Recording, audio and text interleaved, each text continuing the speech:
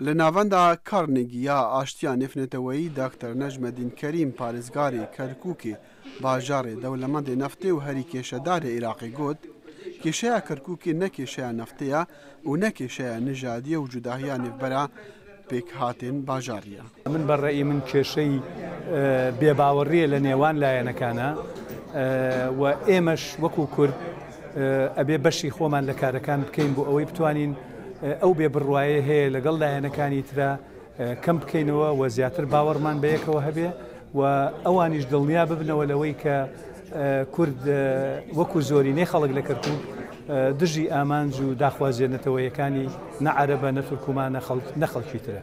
دکتر نەجمەدین کەریم هەفبیرە دەگەڵ تەڤایە سیاسەتوانن عێراقێ کو جێبجێکردنا بەندا 140 دەستوری عێراقێ کلیلا چارەسەریا کێشەیەن کەرکووکیە لێچما ئەف بەند نەهاتیە جێبجێکردن دکتر کەریم باوەڕ دەکاتن کو ئەف بەندا دەستوریە بسێ قۆناغا عادەتیکردنا دەستوداری سەرهەژمێری و ڕیفراندۆمێ تێتە جێبجێکردن لە پاشمایە چکو ترسا هەندێک ئالیان هەیە سەرهەژمێری نە لە گۆڕی حەزاوان بتن.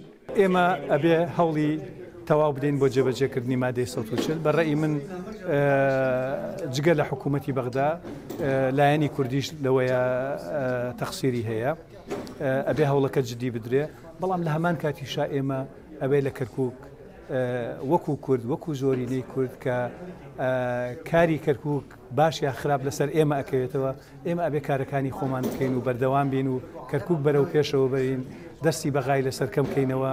بە باوەریا پارێزگاری کەرکووکێ نەبوونا هەڵبژاتنا لە 6 ساڵین بوری و دەسەڵاتە قەیما بەغدایە لەسەر کەرکووکێ ئاستەنگێن پێش بەرەف پێشچۆنا باژارینە. زۆر کارەکان ڕائەگرن لە بەغداوە تۆ ئەتەوێ مەشروعێ جێبەجێ بکەیت پرۆژەیە جێبەجێ بکەیت ئەو پرۆژەیە تاوەکو ئیعلانێکیت و ئەیدەی بە ئەو کەسێک کە دروستێکە ئەوەندە کات ئەبات کە دەست پێ ئەکات کاتەکەی تەواو بۆ ئەو پارەیە لێوەرەگرنەوە جارێکی ترەی بنەوە. هەلبەت بەکێشانە هێزین ئەمریکیژی عێراقی بەتایبەت کارتێکردناوێ لەسەر ڕەوشە کەرکووکێ تەوەرەکی دیێ گوتنێن پارێزگاری کەرکووکی بوون لە ناوەندا کارنێکیژ بۆ ئاشتیان نفنەتەوەی.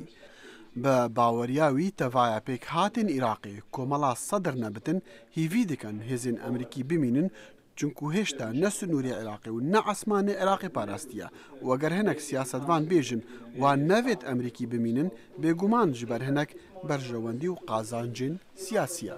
ئێمە لەگەڵ ئەوەداین هێزی ئەمریکا لە هەموو عێراق بمێنێتەوە بە کەرکووکیشەوە و بوونی هەزی ئەمریکا لەوێ یارمەتی ئەدا کە نەک هەر تند و تیژی احتیمالی تند و تیژی لە نێوان خەڵکە کەم ئەکاتەوە بەڵکو هەوری شەدا لە ڕووی سیاسیشەوە پێشکەوتن بەدەست بێنێ.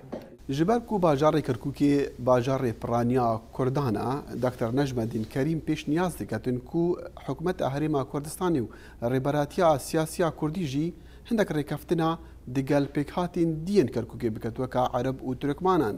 Bû nimûne desthilatên zêdetir bidetwana ji bo vegerandina baweriyê û ji bo bikaribin pêk vekarî bikin ji bo xizmeta vî bajarî. Dexîlê Şemo, navenda Carnegie, Washington.